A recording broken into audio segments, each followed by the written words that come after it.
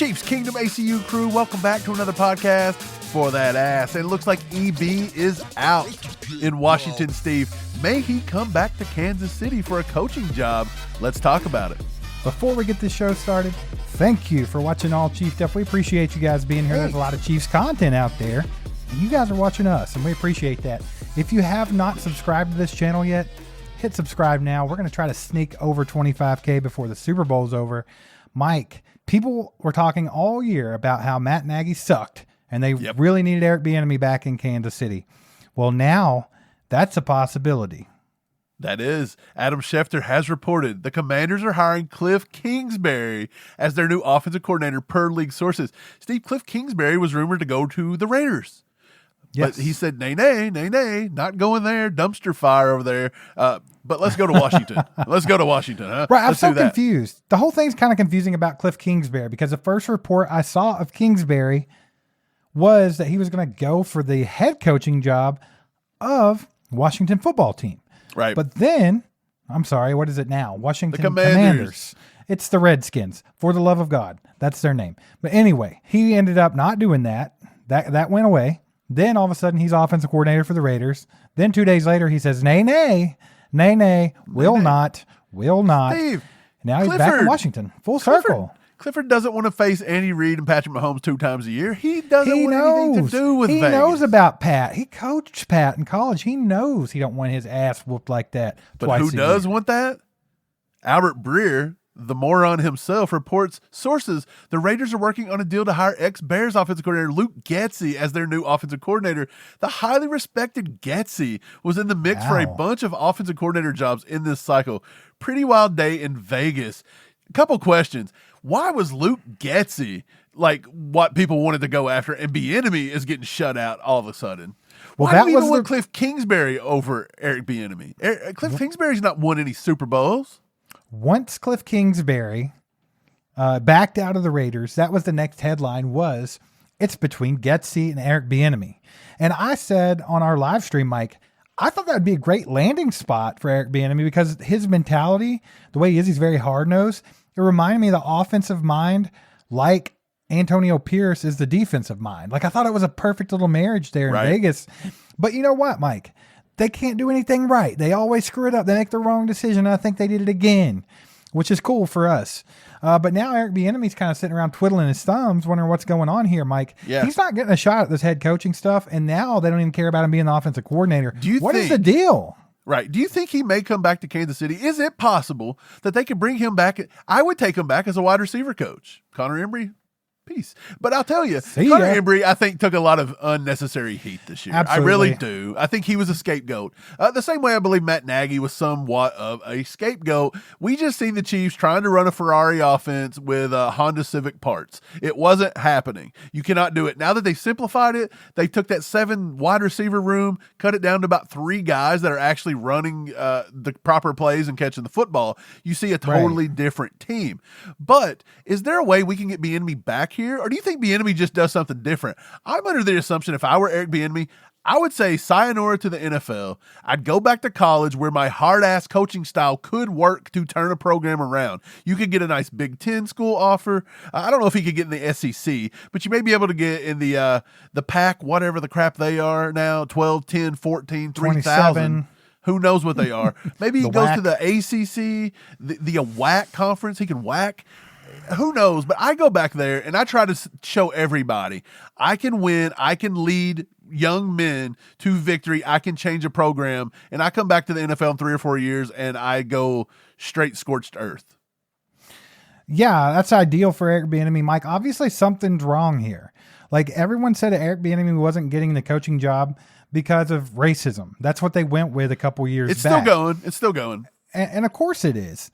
But you see all these other coaching hires, and then you have to scratch your head a little bit and be like, well, why is Eric Bieniemy not in this mix? Because we can't use that excuse now. We can't say that. Is he interviewing bad? Like, what is going on here? What is making teams turn away from Eric Bieniemy? There's got to be more to it than we all know.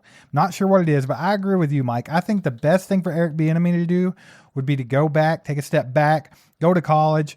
I'm with you. I think he's a very hard-nosed guy. He has a coaching style that I don't think grown men in the NFL that make a lot of money necessarily care for. Right. I think he could do something in college. Look, we've seen black head coaches be hired and do exceptionally well. You seen D'Amico Ryans turn Houston around, made them a playoff team after they were the bottom of the barrel. I do believe Eric Bieniemy could do that. But you've seen not Oakland. You've seen Vegas. We're struggling with the Raiders, Commanders. We're Oakland, not. Washington. You are. They're having an identity crisis, baby. But I'll tell you what. You've seen them go ahead and hire Antonio Pierce. Another black coach that did a great job and whatever else. I think that's a good move finally. Absolutely. By the Raiders, which is few and far between. I really thought they were going to drop the ball on that one. I even told you that. I was like, they're going to screw up and they're not going to hire this man. Right. And he's great. Right. But we've seen black head coaches do well. And I think that's out the window now. Teams, I don't care what skin color you are, teams want to win. Winning creates hype. Hype creates ticket sales create merch sales, money, everything else. I feel like that's just an overplayed thing. I don't think it. Here's what I do think. I think Eric Bieniemy's coaching style rubs people the wrong way. We've seen Commanders players begging them not to make Eric Bieniemy the head coach. That was true. That's the truth. He doesn't love it. Like, he doesn't come at it from a way that is very player style coach. D'Amico Ryans comes at it that way. Now, he does seem like he wouldn't take a lot of crap, but he's still a player's type coach. Still a player's coach. Mike Tomlin, player's coach. Andy Reid, player's coach. Good coaches are player's coaches in the NFL. Right. You cannot be a hard ass and think it's your way or the highway. You just can't do it. It doesn't work in the NFL. I'm with you. Go back to college, Eric Bieniemy. Try again later on. But yeah, that's kind of how I'm seeing it, man. I don't think he'll be back in Kansas City, honestly.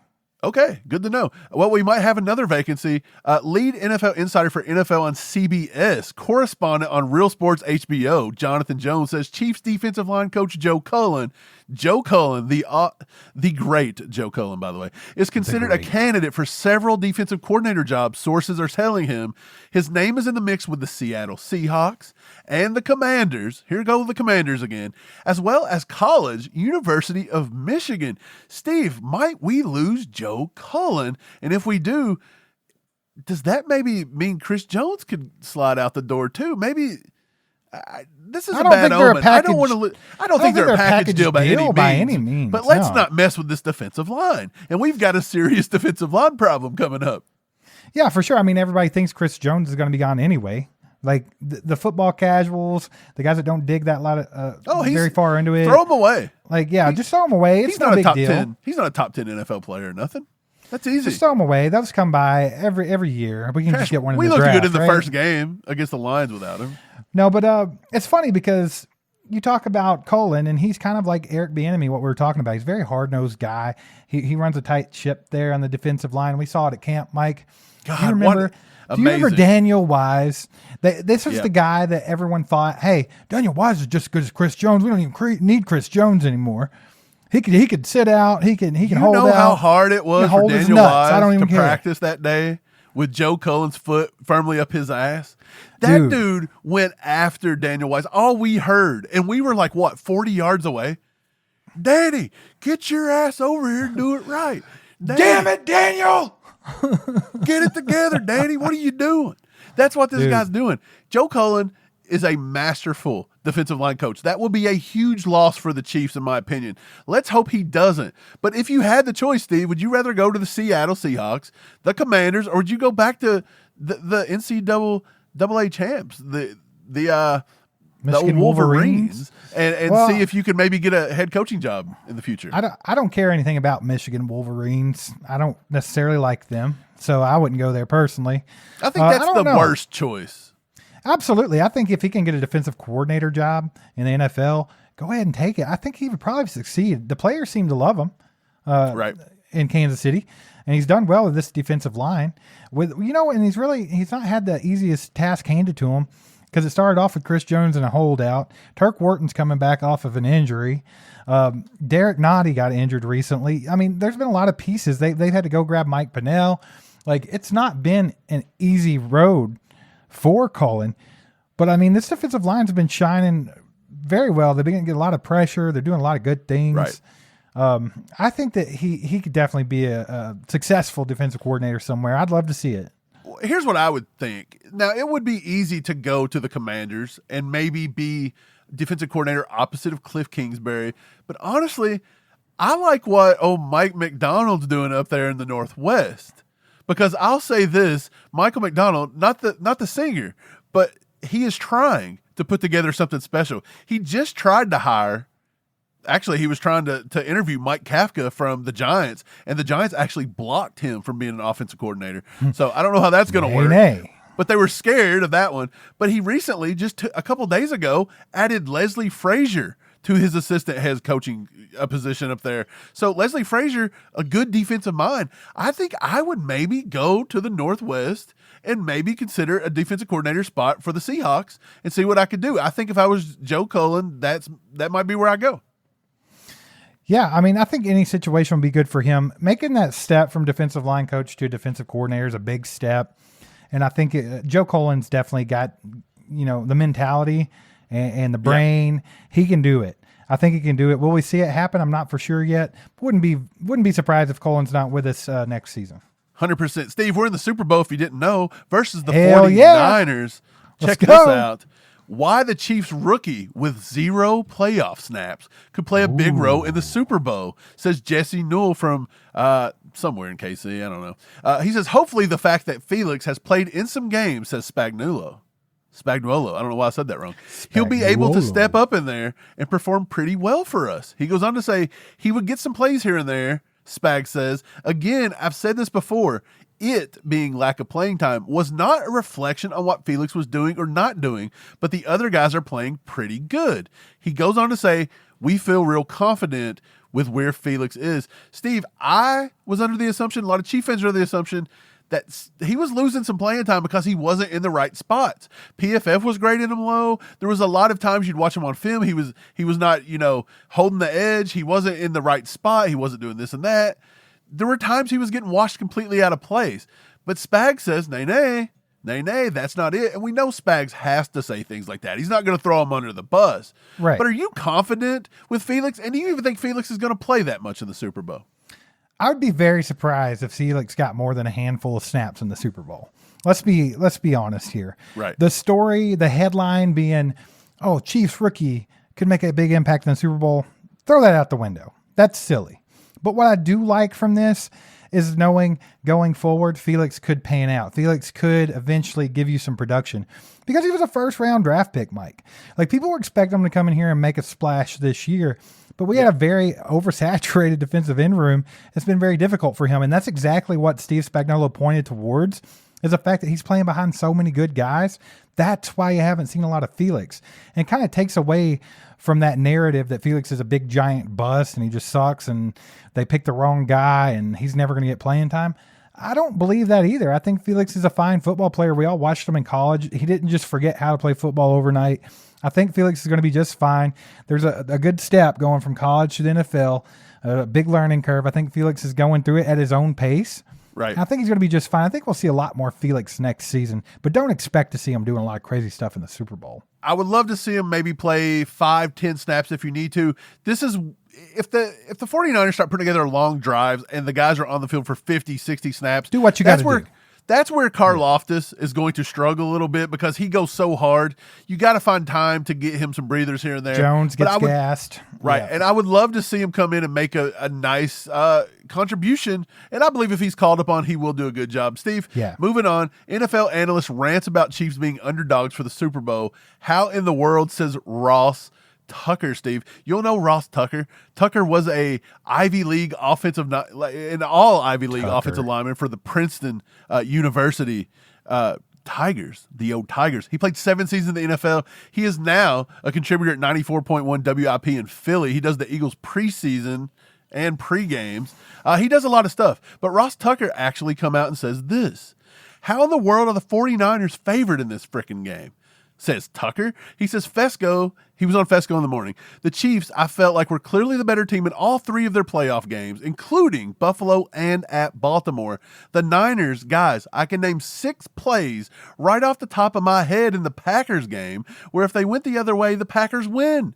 And then the Lions were killing them until he peed down their leg like I've never seen before. One of the most epic meltdowns of all time. Honestly, I'm not a Lions fan, but that was hard to watch. He then goes on to say, I'm not betting against Mahomes and Andy Reid. We've seen this too many times. Steve, What's going on with everybody making the Chiefs underdogs? Are they doing it just to make money? What are they doing? I'm not really sure. And, okay, that's fine. Make them the underdog. I mean, San Francisco 49ers were arguably the best team in the entire regular season. Granted, they got smoked off the field by the Baltimore Ravens. But, I mean, they were the 1 seed in the NFC. NFC's little brother. We all know that. They're the number 1 seed. They're coming in here. They have a glorified Pro Bowl team. They're very loaded. And I'm not saying that they went out and bought their team like the Rams did or the Buccaneers did or some of those teams, because they did draft a lot of their guys. But they're super loaded. So if they want to be the favorite, if they think they're the favorite, then fine. But Patrick Mahomes and the Chiefs have had an unprecedented run right here in the playoffs. And I think they're the better team right now. I think they've been playing better. I think that you saw the San Francisco 49ers win 2 games by the skin of their teeth. Maybe a little luck went that way. But, that doesn't make them any less of a team.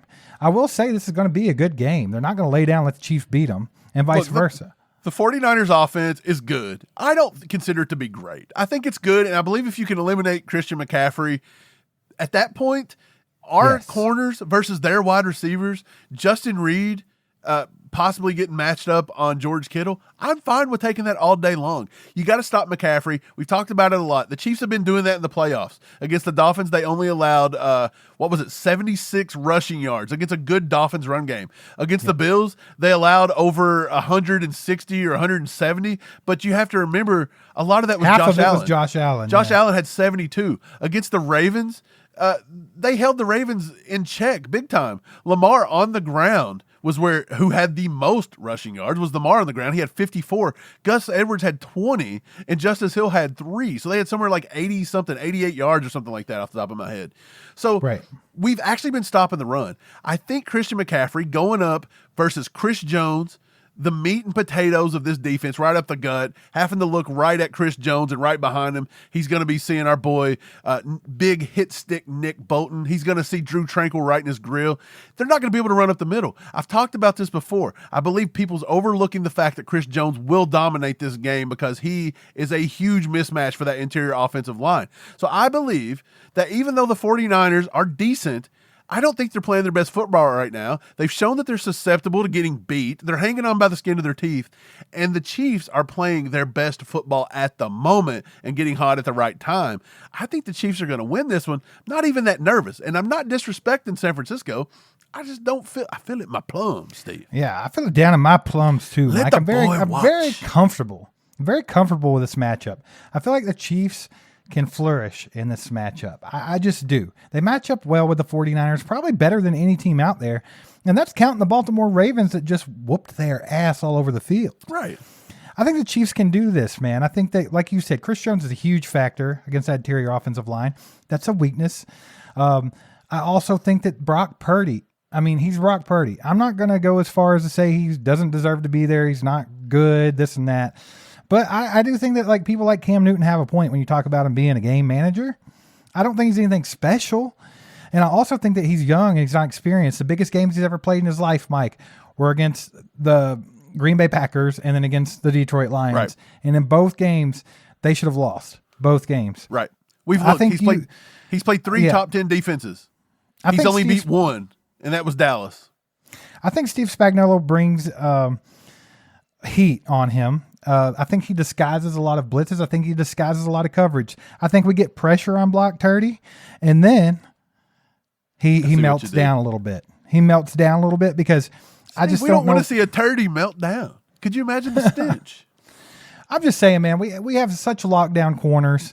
If we can put pressure on Purdy and not give him a lot of time and not give those guys any time to get open, right? It's going to be a long day for him, man. Purdy is good against the blitz. He's good against the blitz, but Spags disguises it well, and you never know where it's coming from. You got to a lot of pre-snap stuff there. What did they do to Lamar, Mike? With Lamar, they knew they had to make him think. If you make Lamar stop for a split second to think about what's going on, it can change his entire game. I think it'd be the same way with Purdy. I'm not saying he's the athlete like Lamar Jackson that's just going to go run the ball, but I think it's the same concept. Like if you take a second away from him because he has to realize what's going on, you're putting him in a weakness. Right. Like, that's a disadvantage. And they did force Lamar to have to beat them with his arm, and he overthrew a few. He threw into Yeah. triple coverage and got picked. He made some bad decisions.